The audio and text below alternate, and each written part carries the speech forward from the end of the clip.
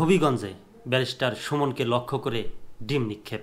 বৈষম্য বিরোধী ছাত্র আন্দোলনের সংঘর্ষের ঘটনায় দায়ের করা মামলায় ব্যারিস্টার সৈয়দ সাইদুল হক সুমনকে আদালতে আনার সময় তাকে লক্ষ্য করে প্রিজন ভ্যানে ডিম নিক্ষেপের ঘটনা ঘটেছে।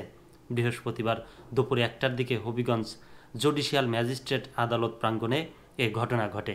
ব্যারিস্টার সুমন, যিনি কিনা ফেসবুক তারকা, তিনি ফেসবুকে ভিডিও করে করে সোশ্যাল অ্যাওয়ারনেস ভিডিও করে করে আজকে বলতে তিনি আজকেই একজন সাবেক এমপি হয়েছেন, হয়তোবা মন্ত্রিত্বও পেয়ে যেতেন, কিন্তু তার সেই আশাটা পূরণ হলো না।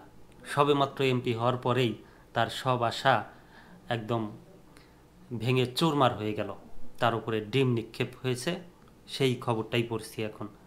একদম বৈষম্য বিরোধী ছাত্র আন্দোলনে যে মামলা হামলা হয়েছে, সেই সব মামলায় জর্জরিত হয়ে বা কি কারণে তার উপরে ডিম নিক্ষেপ হলো, মানে হয়তো বা প্রিজন ভ্যানে ওঠানোর সময় বা আদালতে নেওয়ার সময় এমনটাই ঘটনা ঘটতে পারে।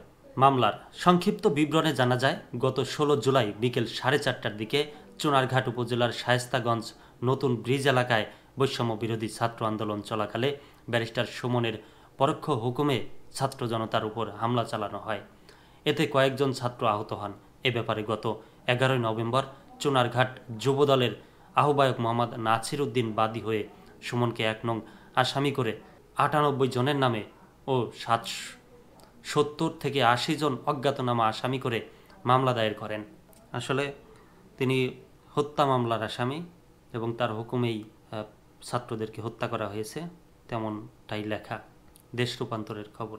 এদিকে ঢাকায় দায়ের করা অপর হত্যা মামলায় আটক সুমনকে বৃহস্পতিবার হবিগঞ্জ জুডিশিয়াল ম্যাজিস্ট্রেট আদালতে হাজির করা হয়।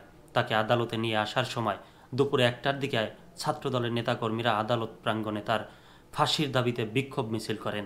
এ সময় নেতাকর্মীরা সুমনকে বহনকারী প্রিজন ভ্যানে ডিম ছোড়েন। যেমনটা বলেছিলাম যে আদালতে হাজির করার সময় ছাত্রদলের নেতাকর্মীরা আদালত প্রাঙ্গণেই ফাঁসির দাবিতে, যে তাকে ফাঁসি দেওয়া হোক এমনটার দাবিতে তার উপরে ডিম নিক্ষেপ করা হয়েছে। এখন ঘটনা হচ্ছে, আসলে ছাত্রদেরকে তো যখন হত্যা করা হয়েছিল তিনি কিন্তু তখন নীরব ভূমিকা পালন করেছেন। যদি কিছু বলতেন তাহলে আজকে হয়তোবা তার এমন কিছু হতো না। তুমুল হট্টগোলের মধ্যে সংক্ষিপ্ত শুনানি শেষে ম্যাজিস্ট্রেট 2 দিনের রিমান্ড মঞ্জুর করেন।